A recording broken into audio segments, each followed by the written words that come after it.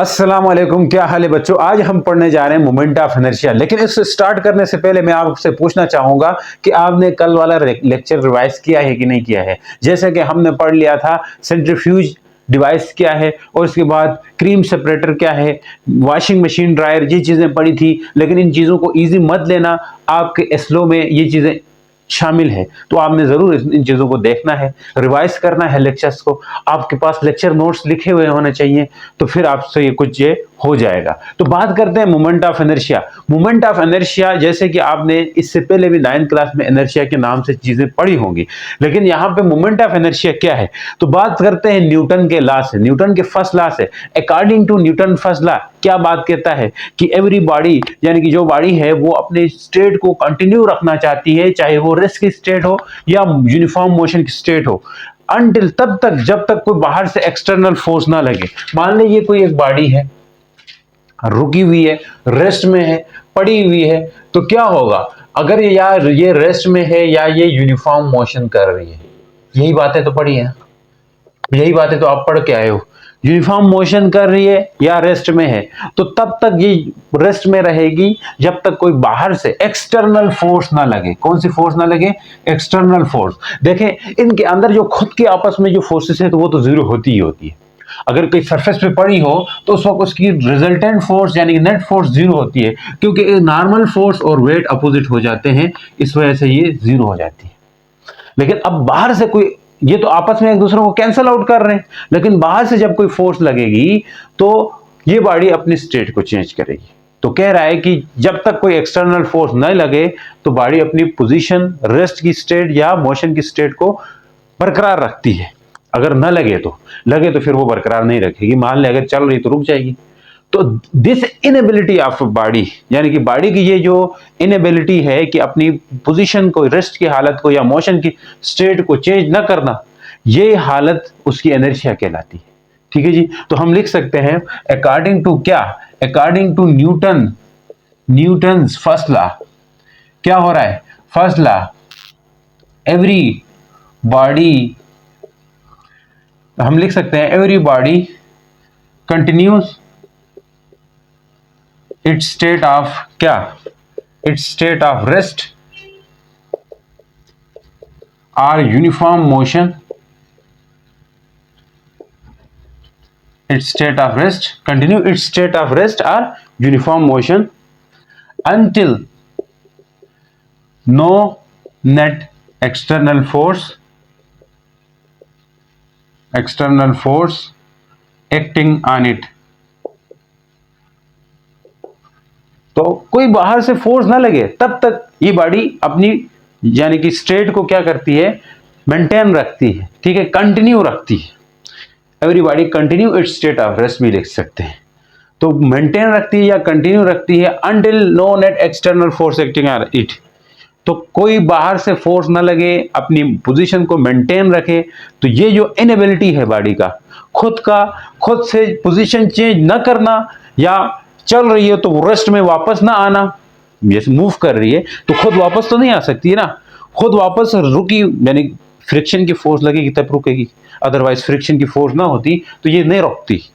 या रुकी हुई है तो बाहर से फोर्स ना लगे तो वो रुकी पड़ी रहेगी। तो this inability of body is called what? Inertia या लीनियर इनर्शिया कह सकते हैं, यानी कि अपनी लीनियर मोशन को चेंज नहीं करती है। स्टेट ऑफ रेस्ट और यूनिफॉर्म लीनियर मोशन यहां कह देना ज्यादा अच्छा है। ठीक है जी।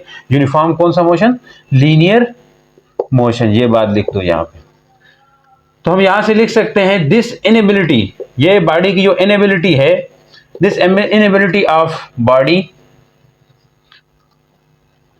To change its position, to change its state, to change its state. State का मतलब है दो, यहां पे स्टेट दूसरा नहीं समझना, स्टेट का मतलब है रेस्ट या मोशन की state.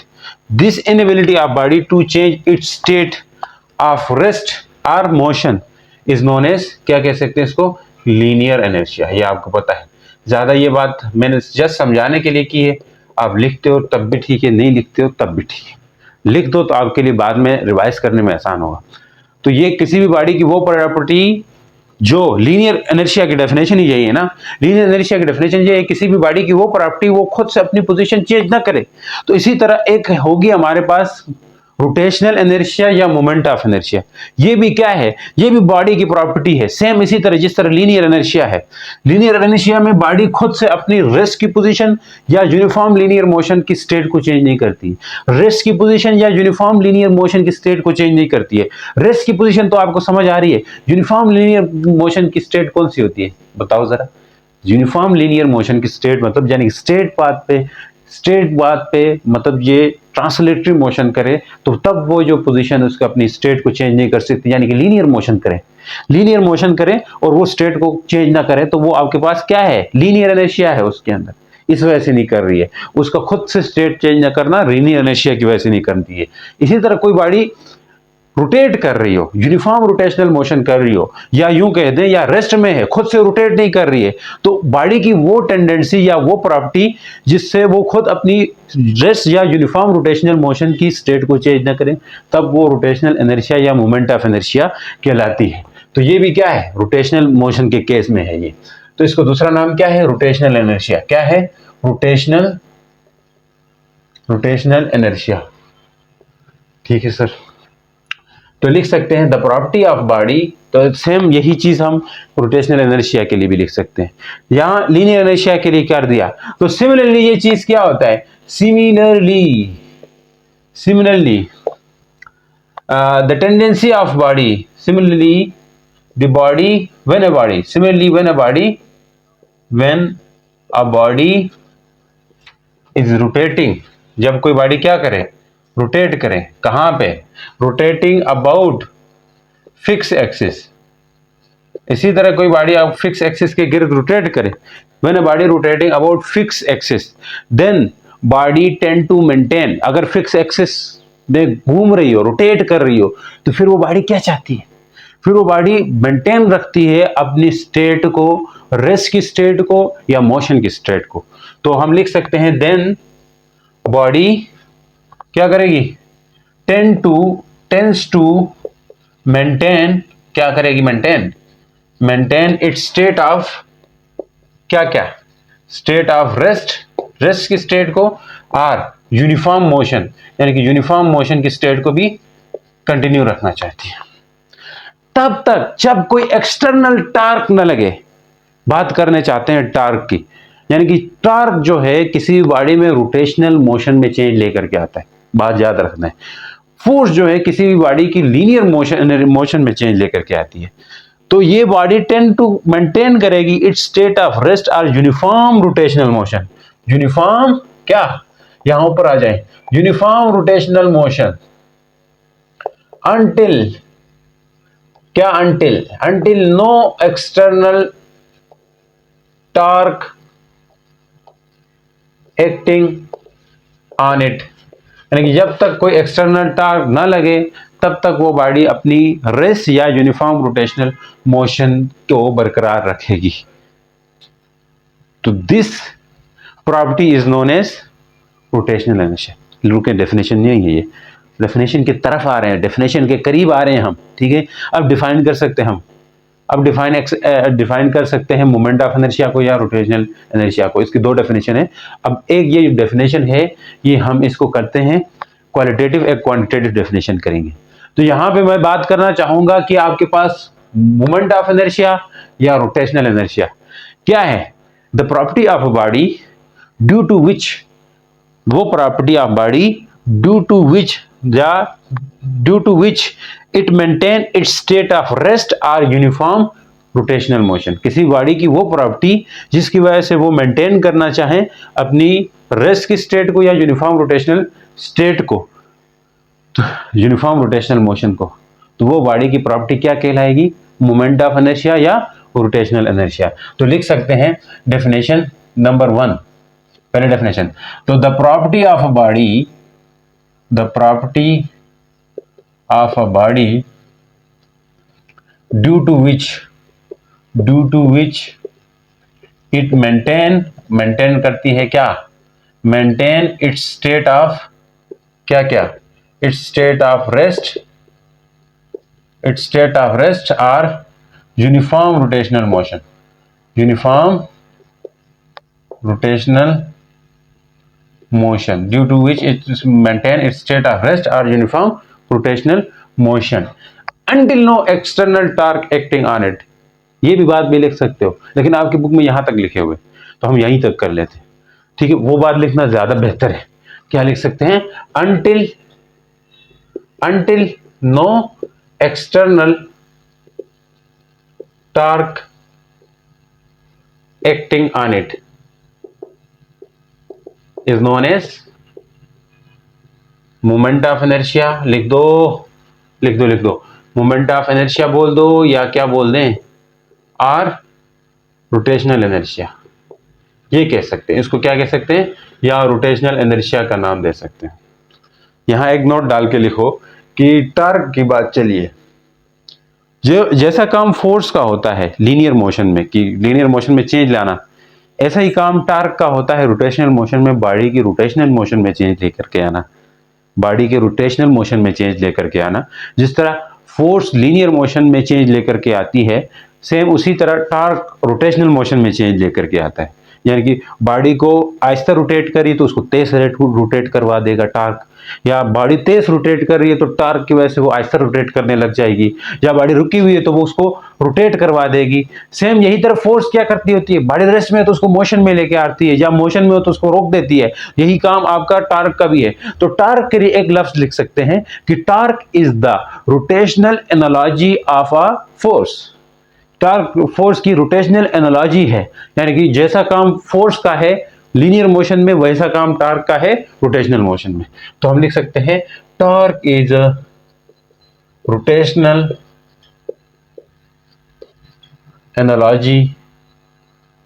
Analogy of force in linear motion. ये अक्सर पूछते हैं, एमसीक्यूज आते हैं ऐसे, ठीक है जी। टॉर्क रोटेशनल एनालॉजी है फोर्स का, जैसा कि वो लीनियर मोशन में है। तो उम्मीद करता हूं ये चीज समझ आ रही है। यानी कि मोमेंट ऑफ इनर्शिया की डेफिनेशन भी हमने कर दी। ये आपके पास थी डेफिनेशन नंबर 1। अब आगे जाकर डेफिनेशन 2 को भी समझेंगे। और सबसे अहम काम हमने ये करना है कि हमने सबसे पहले मोमेंट ऑफ इनर्शिया डिफाइन कर देना है for a point mass, for a single particle. एक सिंगल पार्टिकल के लिए क्या होगा, ये आपके बुक में शामिल किया गया है। तो हम सिंगल पार्टिकल के लिए पहले देखते हैं मोमेंट ऑफ इनर्शिया क्या होता है। सिंगल पार्टिकल हम किसी रिजिड बॉडी का पार्टिकल कंसीडर करेंगे यहाँ, तो हम उसको समझते हैं। तो उम्मीद करते हैं समझ आ रही है। मिलते हैं नेक्स्ट वीडियो के साथ। अभी न जाएं, अभी तो बने रहिए। देखें, लेक्चर को एक दिन घूंट के पीना है आपने, ठीक है। अच्छे से पढ़ना है। मेहनत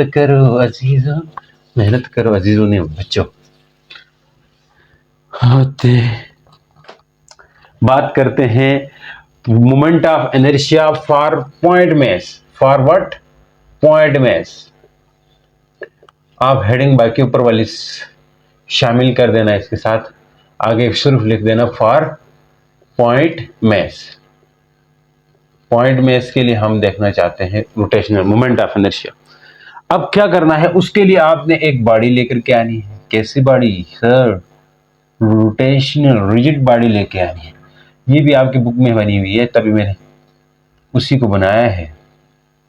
डायग्रामें तो अच्छी बनाते हैं ना बन जाए फिर भी बनानी मजबूरी है।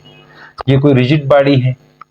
अब इस रिजिड बॉडी का ये है axis of rotation. Axis of rotation क्या होता है? यानी कि वो लाइन है जिसके गिर्द ये बॉडी घूम रही है। ये इमेजिनरी लाइन होती है, ऐसा नहीं है कि कोई बॉडी है तो बीच में लाइन भी होगी या बीच में कोई चीज लगी होगी। कोई इमेजिनरी लाइन है, ठीक है। इसके गिर्द ये रोटेट कर रही है।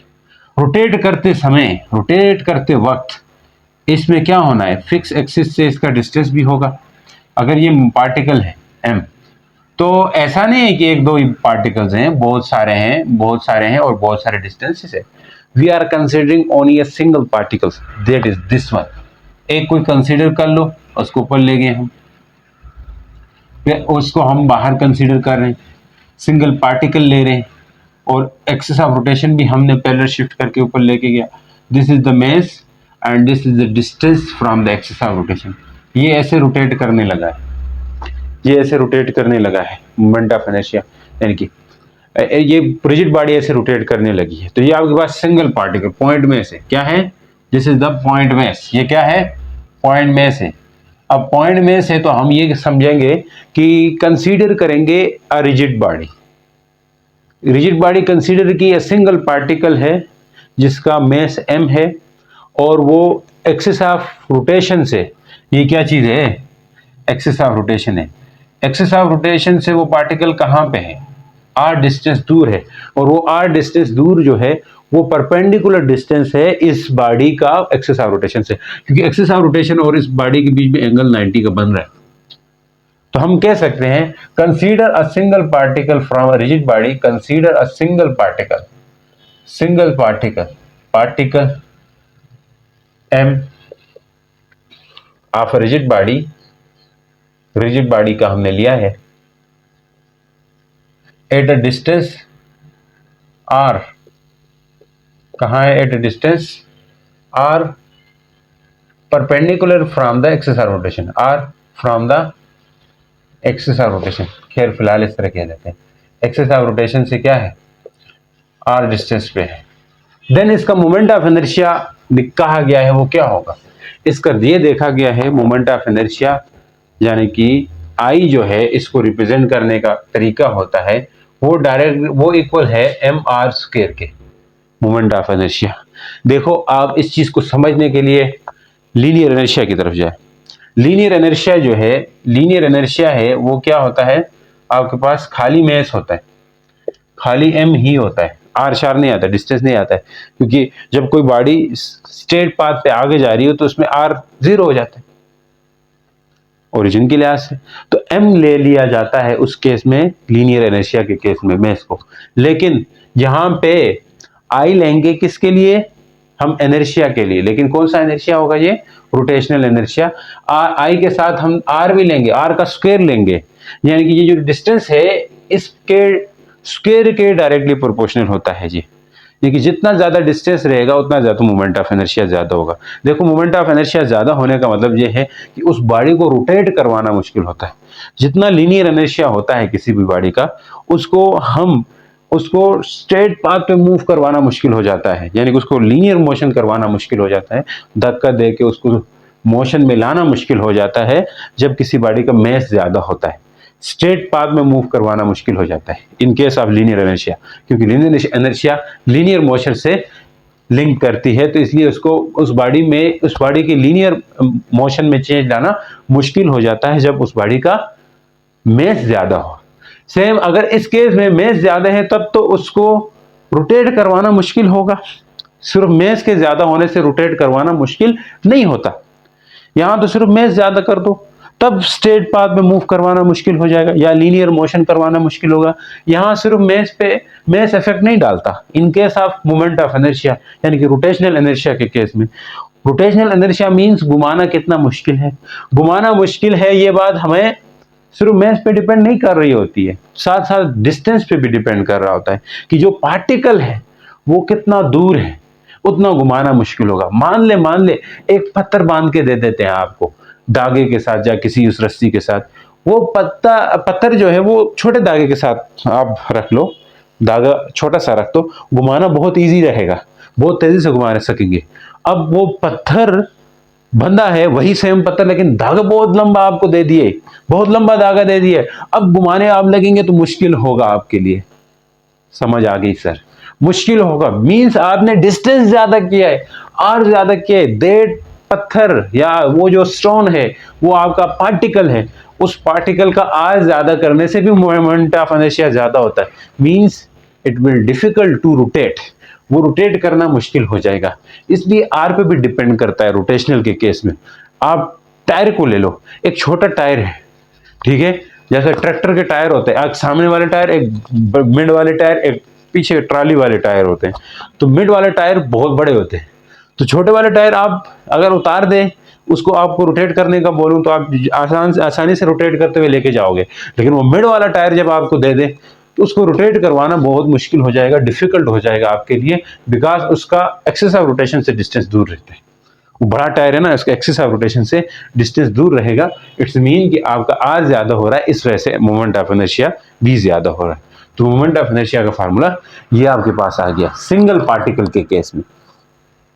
यहीं से आगे हम बात करते हैं इस मोमेंट ऑफ इनर्शिया की जो यूनिट वगैरह है वो भी यहाँ से आपको निकल करके देती है। कि फिर हम देखेंगे फिजिकल सिग्निफिकेंस क्या है। यूनिट क्या होगी जी? यूनिट होगी मेस की यूनिट, मेस है तो ये क्या आ जाएगा केजी। रेडियस के लिए मीटर होता है, वैसे जहां आर का स्क्वायर है तो मीटर का स्क्वायर होगा। KG metre square is the unit of moment of inertia, moment of inertia की यूनिट है।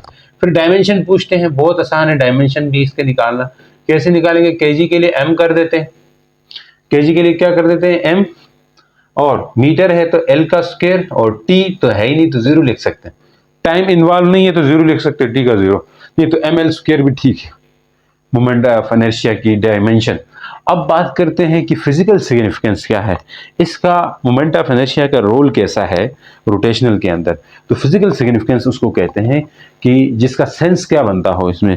तो इसका सेंस ये बनता है कि मोमेंट ऑफ इनर्शिया जो सेम रोल प्ले कर रही है जैसा कि लीनियर इनर्शिया रोल प्ले करती है लीनियर मोशन के अंदर, यानी कि लीनियर इनर्शिया जिस तरह का रोल प्ले करती है लीनियर मोशन के अंदर, सेम वही रोल प्ले करता है moment of inertia in case of rotational motion.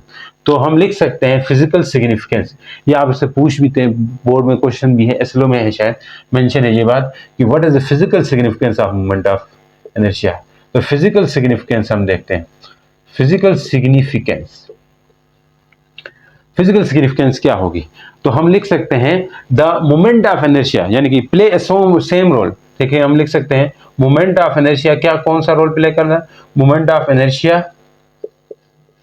Play a same role, क्या कर रहा है, सेम रोल प्ले करते हैं, moment of inertia play a same role in rotational motion, rotational motion is the linear inertia, is the linear inertia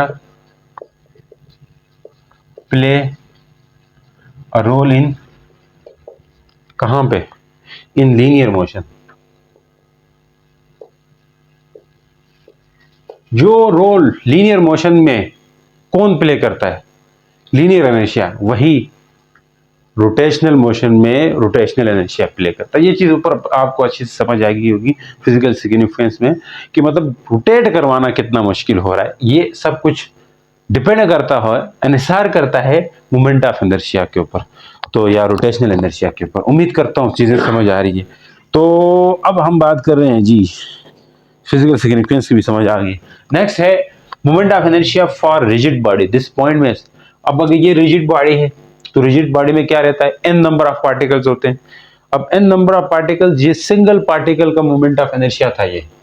अब rigid body में एक particle तो नहीं होता, n number of particle, because rigid body is made up of nth number of particles, बहुत सारे particles से बनी होती है, तो इसके अंदर बहुत सारे पार्टिकल्स हैं। अब उन सब पार्टिकल्स का मोमेंट ऑफ इनर्शिया क्या होगा ये हमें पता करना है, ये हमें पता करना है। वैसे मोमेंट ऑफ इनर्शिया हम रिजिड बॉडी का करेंगे, लेकिन आपके बुक में रिजिड बॉडीज का मोमेंट ऑफ इनर्शिया कुछ का कैलकुलेटेड है, कैलकुलेटेड मोमेंट ऑफ इनर्शिया दिया हुआ है। तो बहुत सिंपल है, बाज हार्ड जो सिलेबस रहता है वहां पे इनका मोमेंट ऑफ इनर्शिया खुद कैलकुलेट करना होता है, लेकिन आपके यहाँ पे जो सिलेबस में जो बुक में जिन बॉडीज का, स्फेयर का, रिंग का, हुक का, जिसका भी आपको मोमेंट ऑफ इनर्शिया कैलकुलेट करके दिया हुआ है, वैल्यू दी हुई है, जस्ट उस वैल्यू को आपने याद कर लेना है। लेकिन यहाँ हम अभी रिजिड बॉडी का, सिर्फ रिजिड बॉडी का मोमेंट ऑफ इनर्शिया कैलकुलेट करेंगे, लेकिन बाकी जो मोमेंट ऑफ इनर्शियाज हैं, जैसा कि कुछ रिजिड बॉडीज का दिया हुआ है आपके बुक में, स्फीयर वगैरह का, उनको आपने एज इट इज याद कर लेना है, एमसीक्यूज वगैरह में आपसे पूछे जा सकते हैं। तो बात करते हैं, सर निकालेंगे नहीं, नहीं निकालेंगे नहीं, हम बिल्कुल नहीं निकालेंगे क्योंकि हमारे बुक में ये चीजें सिंपल रखी हुई है। तो निकालने लगेंगे उसके लिए डेरिवेशन, इंटीग्रेशन वगैरह चाहिए होगी, तो फिर वो तो आप अगर कोई मेडिकल वाले हैं फिर उनको तो कुछ नहीं होने वाला है। खैर एफएससी में हमारे पास कौन सी इंटीग्रेशन करवाते हैं, मैथ में एफएससी में भी इंटीग्रेशन नहीं, हम सेकंड ईयर में जाके इंटीग्रेशन सीख रहे होते हैं। तो फिजिक्स से पहले इंटीग्रेशन डेरिवेशन होनी चाहिए सिलेबस में, हमारे बुक के सिलेबस में पाकिस्तान में नहीं है, अनफॉर्चुनेटली नहीं है। अगर ये इंटीग्रेशन डेरिवेशन बच्चों को सिखा दी जाए, एक चैप्टर रख के, बेसिक मैथमेटिक्स रख के, तो इससे ये होगा कि बच्चों को डेरिवेशंस करने में आसानी होगी। सिर्फ इंटीग्रेशन डेरिवेशन से, इंटीग्रेशन और डिफरेंशिएशन से आप बहुत सारे डेरिवेशन चुटकियों में कर सकते हो। ठीक है जी। तो बात करते हैं moment of inertia for what, moment of inertia for rigid body, moment of inertia for rigid body. तो रिजिड बॉडी का मोमेंट ऑफ इनर्शिया क्या होगा, ये चीज हम समझते हैं। तो इसके लिए हम ये रिजिड बॉडी कंसीडर कर रहे हैं, तो और कोई करेंगे भी नहीं। अब ये कोई रिजिड बॉडी है, मान ले ये इनका एक्सेस ऑफ रोटेशन इधर है, तो एक्सेस ऑफ रोटेशन से मुख्तलिफ पार्टिकल्स हैं जो लाई कर रहे हैं। ये मान ले m1 है और ये m2 है, ये m3 है। इसी तरह चलते चलते चलते ये पार्टिकल mn है। सबका मोमेंट ऑफ इनर्शिया होगा, क्या होगा, सबका मोमेंट ऑफ इनर्शिया होगा। तो हम कहते हैं consider a rigid body, consider a rigid body having n number of particles, having n number of particles, n number of particles, having में n number of particles, mass क्या क्या है, masses इनका m1 m2 up to mn है। तो moment of inertia क्या होगा इनका, mn है। अच्छा ये फिर बोलेंगे क्या लिखा है, अब देख लें n नंबर ऑफ पार्टिकल्स है, तो मोमेंट ऑफ इनर्शिया हर एक पार्टिकल का आप ले लो। तो मान लीजिए फर्स्ट वाले पार्टिकल का आप मोमेंट ऑफ इनर्शिया ले रहे हो, तो सबका टोटल मोमेंट ऑफ इनर्शिया होगा I plus I2 plus I3 plus I4 up to In होना है। अब I1 क्या होगा, सिंगल, इसका मोमेंट ऑफ इनर्शिया, अगर इसका डिस्टेंस R1 है, इसका डिस्टेंस R2 है, इसका डिस्टेंस R3 है, तो इसका डिस्टेंस Rn हो। फर्स्ट वाले इसकी बात करें, I1 इक्वल होगा m1 R1 का स्क्वायर, R1 का स्क्वायर। इस वाले का बात करें, इस वाले की बात करें, मोमेंट ऑफ इनर्शिया I2 कहलाएगा। I2 क्या होगा, m2 R2 का स्क्वायर। इस तरह चलता जाएगा। इसका क्या होगा, In equal to m n R n का स्क्वायर कर सकते हैं। इन सब की वैल्यूज को पुट कर दें इसमें, तो टोटल मोमेंट ऑफ इनर्शिया आएगा आपके पास m1 R1 का स्क्वायर, m2 R2 का स्क्वायर, m3 R3 का square up to mn Rn का स्क्वायर। यही सब कुछ चलेगा, यही सब कुछ चलेगा। सही है जी सर। I इक्वल होगा, इन सब के मोमेंट को सम करना है, तो इसके लिए फिजिक्स के अंदर बोलो या मैथ के अंदर एक साइन यूज करते हैं समेशन का, तो हम वो साइन यूज करेंगे। समेशन क्या होगा, समेशन ये पार्टिकल 1 से शुरू हो रहे हैं, I स्टार्ट फ्रॉम 1, इसका मतलब है पार्टिकल 1 जिसका मैस m है, m1 है, R1 है, उससे लेके n तक जा रहे हैं, n नंबर तक जा रहे हैं, इसलिए ये हम ऐसे कर रहे हैं। तो mi Ri का स्क्वायर, देखो ये सब पार्टिकल्स का सम है, ये सम का आंसर इस तरह लिखा जाता है। सम का आंसर देखिए, अगर आप फर्स्ट वाले का चेक करना चाहते हैं तो ये फर्स्ट वाले के लिए क्या आएगा, अगर दोबारा इसको ओपन करेंगे तो यही फॉर्म आ जाएगी, दोबारा ओपन करोगे तो वापस यही आएगी। तो ये क्या करोगे, अगर पहला वाला निकालना चाहते हो तो m1 I की जगह 1 पुट कर देना है, R की जगह भी 1 पुट कर देना है, ऊपर स्क्वायर तो वैसे ही आ जाएगा। पहले वाले के लिए ये आएगा। अगर दूसरे वाले के लिए भी करना है तो m2, क्योंकि I की जगह 2 पुट करोगे, ये I की वैल्यू 1 2 3 4 5 6 से लेके n नंबर तक है, R भी 2 करना है, इसका स्क्वायर इस तरह वापस खोल दोगे तो यही फॉर्म बनेगी। तो ये आपके पास रिजिड बॉडी का टोटल मोमेंट ऑफ इनर्शिया है। तो मैं फिर से कह रहा हूं कि आपके बुक में कुछ रिजिड बॉडीज का मोमेंट ऑफ इनर्शिया कैलकुलेट करके दिया हुआ है, आपने उसी कैलकुलेटेड जो मोमेंट ऑफ इनर्शिया उसको याद रखना है। उसकी रेशो पूछ सकते हैं कभी कभी, यानी कि रिंग की क्या होगी, तो जरा उनके अगर मोमेंट ऑफ इनर्शिया में लिख के आपको बता देता हूं, आपको समझ अच्छे से आएगी।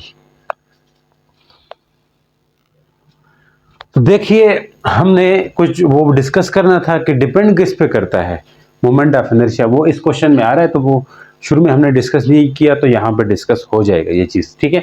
तो वो मोमेंट ऑफ इनर्शिया मैंने बोला है, सब जो यूनिफॉर्म शेप बॉडीज हैं उनका दिया हुआ है, तो आपने उसको याद करना है। MCQs board point of view के लिए इंपॉर्टेंट है, ये देते हैं। डेरिवेशन खैर हमें नहीं दिए बुक में, तो हम नहीं करेंगे। तो रेशो पूछ रहा है moment of inertia of disc and hoop का, तो डिस्क और हुप का मोमेंट ऑफ इनर्शिया की रेशो पूछ रहा है, तो आपको डिस्क और हुप का मोमेंट ऑफ इनर्शिया पता होना चाहिए। रेशो का मतलब है सिंपल उनकी फ्रैक्शन, उनके डिवीजन आपने पूछा हुआ है। तो जो वो है आपका डिस्क है, उसका मोमेंट ऑफ इनर्शिया आपके पास होता है 1/2 mr²। हुप का जो है वो क्या होता है जी, खाली mr²। तो आपको डिस्क एंड हुप बोला है, तो आप डिवाइड करोगे दोनों को, क्या करोगे, डिवाइड करोगे, तो वो आ जाएगा 1/2 mr² डिवाइडेड बाय खाली mr², ये कट जाएगा तो 1/2 आपका आंसर आ जाएगा। बहुत आसान है, इस तरह की चीजें है, हलवा है। तो moment of inertia of body does not depend on, किस चीज पे डिपेंड नहीं करता है moment of inertia, mass of body. ये चीज अच्छे से डिस्कस करनी है मैंने, क्योंकि ये शुरू में भी नहीं पढ़ा है, तो इसको डिस्कस कर लेते हैं, देख लें क्या है जी। Moment of inertia body does not depend, किस पे डिपेंड नहीं करता, मास ऑफ बॉडी पे डिपेंड करता है। जितना ज्यादा मास होगा, ये फार्मूले पे ध्यान करें, mr², m ज्यादा तो मोमेंट ऑफ इनर्शिया ज्यादा, तो करता है इस पे, ठीक है जी। जिस तरह जितना भारी चीज होगा उसको घुमाना मुश्किल हो जाएगा। मोमेंट ऑफ इनर्शिया का घुमाने से लिंक है, घुमाने से लिंक है। जो लीनियर इनर्शिया होता है उसको मूव करवाने से लिंक है, आगे चलाने से लिंक है, तो घुमाने से लिंक है। तो घुमाने में मैं मोटा ज्यादा बड़ा भारी वजन होगा तो उसको घुमाना थोड़ा मुश्किल रहेगा, या उसका डिस्टेंस ज्यादा हो, जिससे जिसके गिर्द घूमता है उससे अगर जितना दूर होकर घूमेगा तो उतना उसका मोमेंट ऑफ इनर्शिया या उसकी रोटेशनल वेलोसिटी कम हो जाएगी, घूमने की वेलोसिटी कम होगी। जैसे आपने सोलर सिस्टम में देखा होगा, जो सबसे नजदीक सोलर सिस्टम के प्लैनेट्स है, जैसे कि हमारे पास मरकरी वगैरह, ये बहुत तेजी से घूमते हैं। 81-86 डेज में ये अपना एक साल कंप्लीट कर देते हैं सूरज के गिर्द घूमने में, क्योंकि इनके ऊपर इनका डिस्टेंस कम है सूरज से, तो ज्यादा तेज घूमेंगे, सही है। तो इसी तरह जो लास्ट में प्लूटो वगैरह है, उनके लिए डिस्टेंस बहुत दूर होता है, तो वो क्या करते हैं, आहिस्ता घूमते हैं, उनकी रोटेशनल मोशन बहुत कम होता है, ठीक है जी। डिस्टेंस आर ज्यादा है, ठीक है, हर जगह पे आप देख सकते हो ये चीज हो रही है। तो distribution of mass of body about axis, यानी कि डिस्ट्रीब्यूशन ऑफ मास पे भी डिपेंड करता है। ये वैसे कि फार्मूले में नहीं दिख रहा है कि मास के डिस्ट्रीब्यूशन पे मोमेंट ऑफ इनर्शिया डिस्टर्ब, यानी कि ये डिपेंड करता है।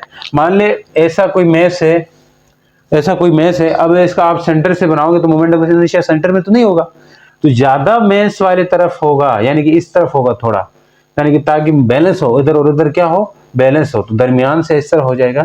तो इधर थोड़ा ज्यादा मास लेना चाहिए, इधर कम होना चाहिए, कि ज्यादा मास डिस्ट्रीब्यूटेड है उसके नियर लाई करेगा, ठीक है जी, क्या चीज, मोमेंट ऑफ इनर्शिया।